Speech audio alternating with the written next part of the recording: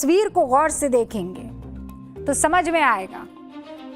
जब उंगली आप सामने वाले की तरफ उठा रहे होते तब 4 उंगलियां आपकी तरफ मुड़ी हुई होती है। ट्रांसपोर्ट ऑफिसर के घर में मुझे ये बताइए, अकूत संपत्ति जो आप इस वक्त देख रहे हैं, भारी भरकम चढ़ावा जो इस वक्त आप देख रहे हैं, ये कहां से आया होगा? कोई आइडिया?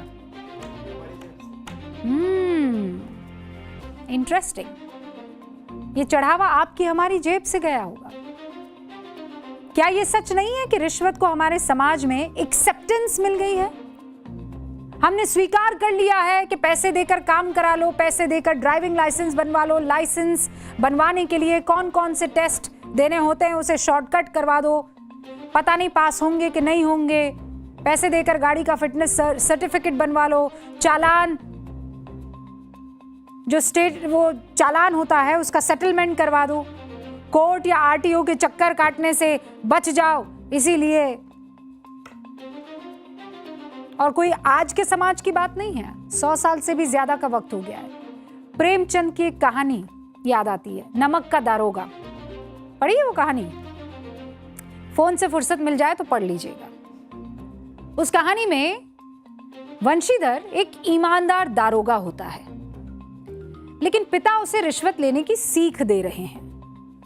वंशीधर को उसके पिता कहते हैं, ओहदे पर ध्यान मत देना, ऐसे काम की तलाश करना जहां ऊपरी आमदनी हो।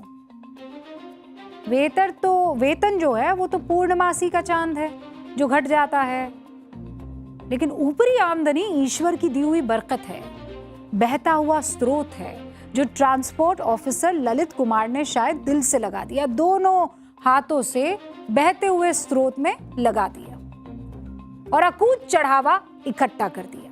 वही चढ़ावा जो कभी फर्जी लाइसेंस के लिए, कभी फिटनेस सर्टिफिकेट के लिए, कभी मनचाहे नंबर के लिए, कभी रजिस्ट्रेशन के काम के को अवैध को वैध बनाने के लिए उन तक पहुंच रहा था। और बदले में एक टैक्स पेयर को बताइए क्या मिला? खराब ट्रैफिक व्यवस्था, कई घंटों का जाम, बुरे ड्राइवर्स, सड़क हादसे, एक रिश्वतखोर आरटीओ अधिकारी कैसे आपके परिवार, समाज और पूरे देश के लिए हानिकारक है, आज उसकी क्लास लगाएंगे। विजिलेंस टीम जब रिटायर्ड एआरटीओ साहब ललित कुमार के लखनऊ वाले घर पहुंची तो वहां का नजारा देखकर दंग रह गई।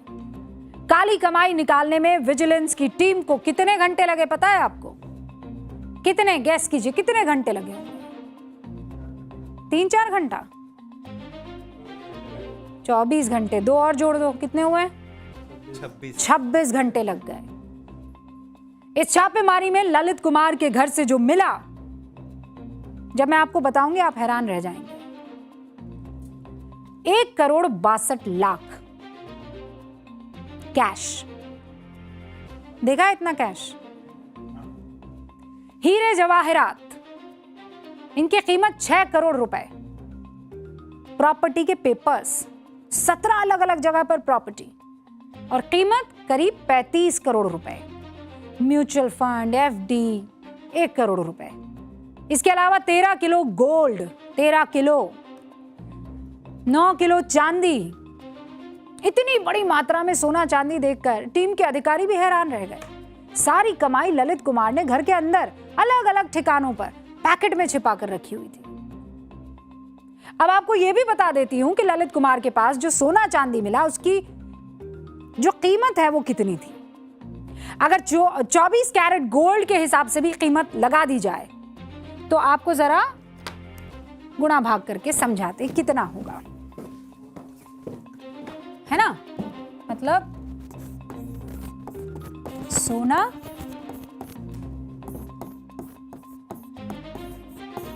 चांदी का दाम,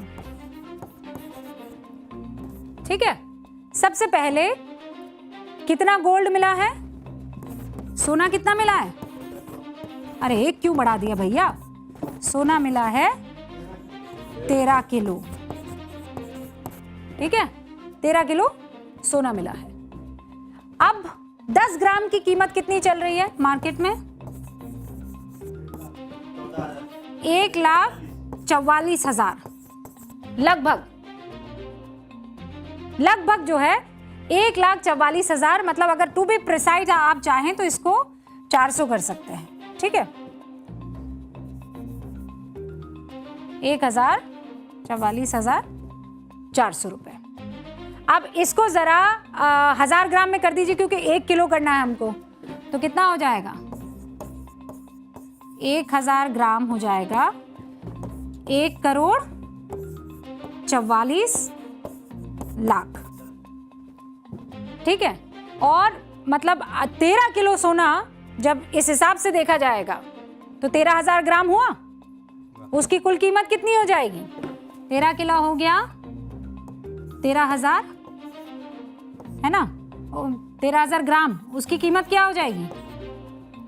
उसकी लगभग कीमत हो जाएगी 18.5 करोड़।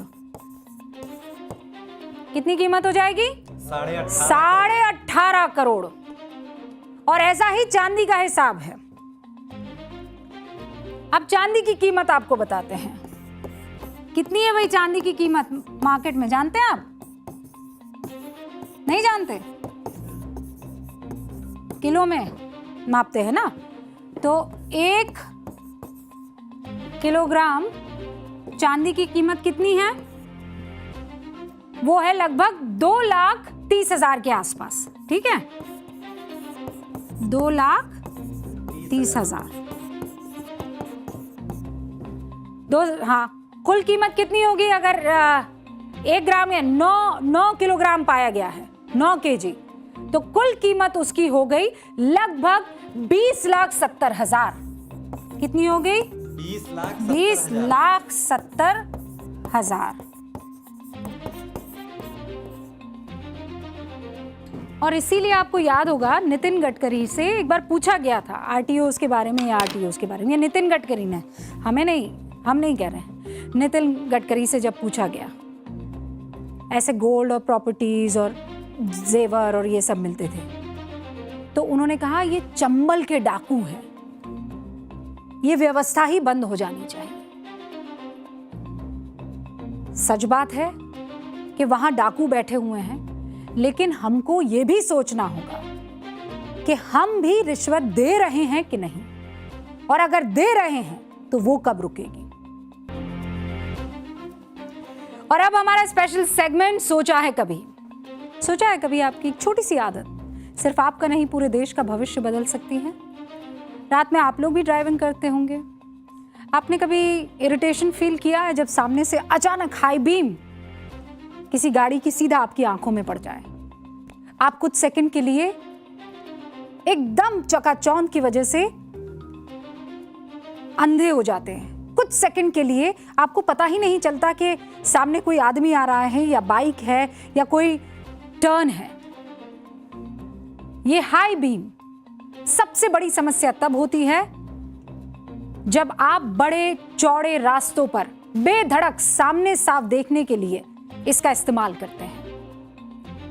हाई बीम का इस्तेमाल जब बहुत घना स्ट्रीट लाइट नहीं होती है, आगे का रास्ता आपको देखना होता है, तब इस्तेमाल किया जाता है।